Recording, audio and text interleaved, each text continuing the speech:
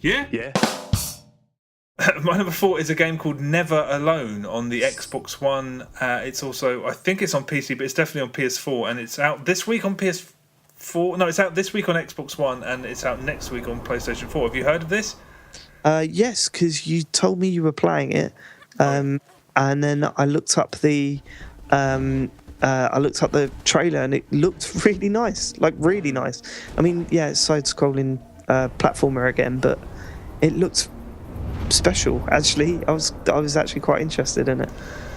Yeah, it's a really, really unusual thing. Actually, I saw some of it. It's been getting some really good reviews this week, actually, and I really like so much of what it actually is that I'm almost willing to turn a blind eye to sort of some of the shortcomings of it as a video game, almost. But it's something that's been made in collaboration with the elders of this indigenous Alaskan community, and the plot of the game is a very straightforward sort of fantastical fable thing that mainly just involves this little girl who you play as discovering things and running away from them or defeating them somehow. And every few minutes while you're playing, you unlock a little video, and the videos are all extremely well produced, glossy little documentaries about this culture. It's about everything. It's about the clothes that they wear, about how they name their children, how they hunt. You know, if this is an advertisement, and some would say that it kind of is for that culture, I'm kind of sold. It's not a great advert for their storytelling skills, because the story, it's not really a story. It's just a series of things that happen.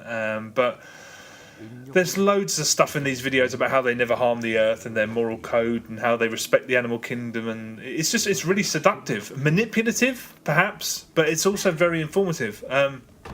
The actual game in between those bits is this side-scrolling platform that can be played on your own or in local co-op, and it's at its best when it's being very simple. It gets too ambitious too quickly, and this is a very small project that should have stayed simple.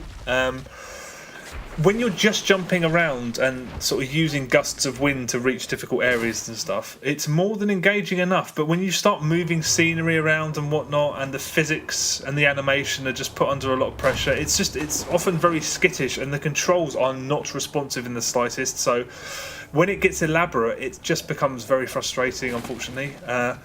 And there are just problems that the story is told via lots of subtitled dialogue, and that story is told during action scenes. So you're being read this story in this ancient language, but you need to read the subtitles, which is a problem when you're sort of engaging in combat, or what sort of substitutes combat in this game.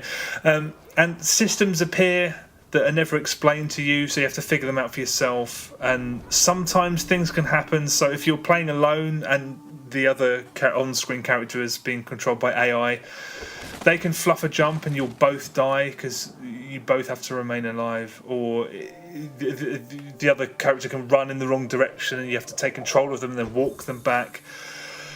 And you can really easily get caught in scenery, and then you'll have to quit the game and restart. It's just very clumsy, and it feels like it hasn't been play tested at all, which is really strange, because in the end credits there must be 40 plus testers credited, which is just really strange. What were they doing? Exactly. Well, yeah, exactly. But at the end of the day, the game is just not very original. There are also, really lazy bits where you have to walk over some ground and it gives way and you die, and then you have to start again.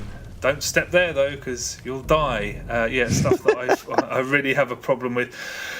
And if there are any sections in the game where you're just walking along and jumping, they are a minute long rather than 10 seconds long, because hey, that's content. Why not make something 4 times as long just because? Why not? It's a passable 4-hour attempt to sort of kind of mimic something like Limbo, but it's nowhere near as well made as that or as clever. It's okay. It's extraordinarily charming, and it's never outright poor.